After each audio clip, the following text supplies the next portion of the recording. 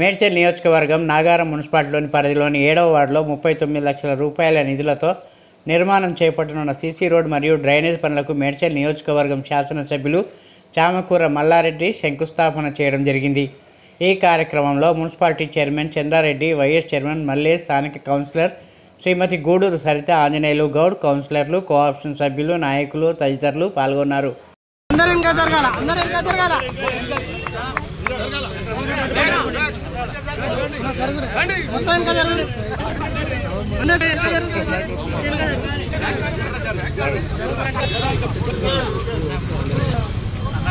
ఇక అన్న ఎట్లా ఎట్లకైనా వస్తుంది.